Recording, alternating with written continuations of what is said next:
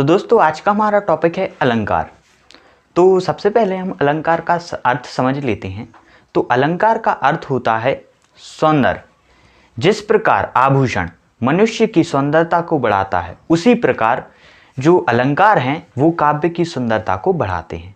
तो अलंकार हैं वो दो प्रकार के होते हैं, एक होते हैं शब्द अलंकार और दूसरे होते हैं अर्थ अलंकार। शब्द अलंकार जिनमें शब्द के आधार पर काव्य की सौंदर्यता बढ़े तो वो होते हैं शब्द अलंकार, और जिनमें अर्थ से काव्य की सुंदरता बढ़े तो वहां पर होता है अर्थ अलंकार। तो सबसे पहले हम शब्द अलंकार के बारे में चर्चा करते हैं। तो जो शब्द अलंकार होते हैं वो तीन प्रकार के होते हैं। जो पहला होता है वो होता है अनुप्रास अलंकार, दूसरा यमक और तीसरा श्लेष अलंकार। तो सबसे पहले हम चलते हैं अनुप्रास अलंकार। तो सबसे पहले हम इसकी परिभाषा देख लेते हैं। जब किसी काव्य में एक वर्ण की आवृत्ति बार बार हो तो वहां पर अनुप्रास अलंकार होता है। तो हम इसका उदाहरण देख लेते हैं। तरण तनुजा तट तमाल तरुबर बहुत छाय। तो इसमें ता वर्ण की आवृत्ति बार बार हुई है। और एक और दूसरा उदाहरण है, चंदू के चाचा ने चंदू की चाची को चांदनी रात में चांदी के चम्मच से चटनी चटाई। तो इसमें चा जो वर्ण है उसकी आवृत्ति बार बार हुई है। तो दोस्तों हमारा जो दूसरा अलंकार आता है वो आता है यमक अलंकार। तो इसकी जो परिभाषा है, जब किसी काव्य में एक शब्द की आवृत्ति बार बार हो परंतु उसका अर्थ अलग अलग निकले तो वहां पर यमक अलंकार होता है। तो हम इसका उदाहरण देख लेते हैं। कनक कनकते सौगुनी। तो इसमें जो पहला कनक है उसका अर्थ होता है सोना, और जो दूसरा कनक होता है उसका अर्थ होता है धतूरा। तो जो हमारा दूसरा उदाहरण वो है काली घटा का घमंड घटा।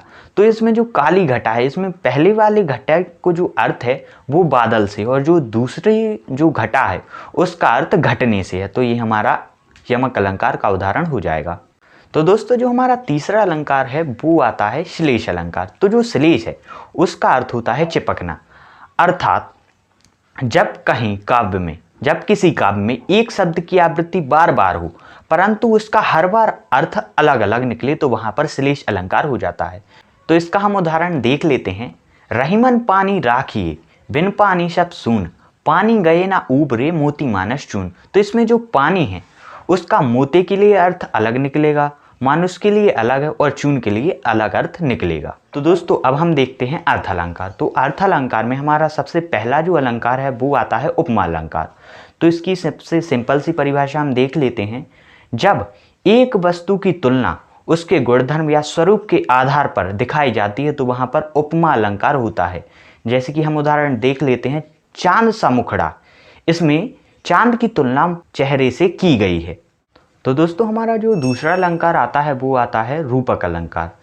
तो जहां समानता के कारण उपमेय और उपमान में भिन्नता करना मुश्किल हो जाता है या अभेद करना मुश्किल हो जाता है, वहां पर रूपक अलंकार होता है। तो इसका हम उदाहरण देख लेते हैं।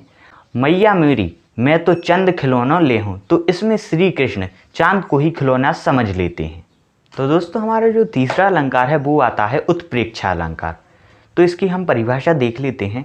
जहां उपमेय में उपमान की संभावना व्यक्त होती है तो वहां पर उत्प्रेक्षा अलंकार होता है। जैसे कि मानो चांद सा मुखड़ा। इसमें हम मान रहे हैं कि मुखड़ा चांद जैसा सुंदर है।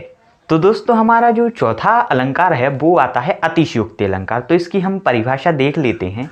जब किसी काव्य में किसी भी चीज का बड़ा चढ़ाकर वर्णन कर दिया जाता है तो वहां पर अतिशयोक्ति अलंकार होता है। तो इसका उदाहरण बताएंगे हमारे भैया जी। तो उदाहरण सुनना, बहुत ही सुंदर सा उदाहरण है कि जब पड़ी अचानक नदी अपार, पड़ी अचानक नदी अपार, चेतक कैसे उतरे पार, चेतक कैसे उतरे पार, राणा ने सोचा इस पार, तब तक चेतक था उस पर। बहुत ही सुंदर सा उदाहरण है। आप बड़ी आसानी के साथ इसको लिख सकते हैं। एक और यदि चाहो तो आप उदाहरण ले सकते हो।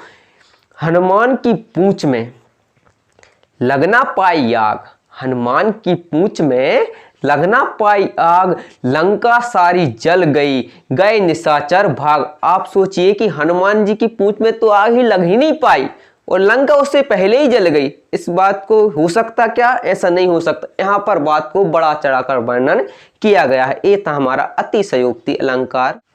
तो दोस्तों हमारा जो अगला अलंकार है वो आता है भ्रांतिमान अलंकार। तो इसकी हम परिभाषा देख लेते हैं। जहां पर भ्रम उत्पन्न हो तो वहां पर भ्रांतिमान अलंकार होता है। तो दोस्तों हम इसका उदाहरण देख लेते हैं। मान लीजिए आप अगर अंधेरे कमरे में हैं तो रस्सी को ही हम सांप समझ लेते हैं, अर्थात रस्सी है या सांप, ये हमारा भ्रांतिमान अलंकार का उदाहरण हो जाएगा क्योंकि हमें इसमें भ्रम उत्पन्न हो रहा है। तो दोस्तों हमारा अगला अलंकार आता है संदेह अलंकार, जहां पर आपको संदेह उत्पन्न हो, अर्थात संदेह हो। तो इसका हम उदाहरण देख लेते हैं। सारी विच नारी है कि नारी विच सारी है, सारी की ही नारी है या नारी की ही सारी है। तो इसमें हम यही डिसीजन नहीं ले पा रहे हैं कि सारी किसकी है, तो यहाँ संदेह उत्पन्न हो जाएगा। तो दोस्तों ये थे हमारे अलंकार का टॉपिक। तो अगर आपको वीडियो अच्छी लगी हो तो इस वीडियो को लाइक करें और चैनल को सब्सक्राइब करना ना भूलें। धन्यवाद।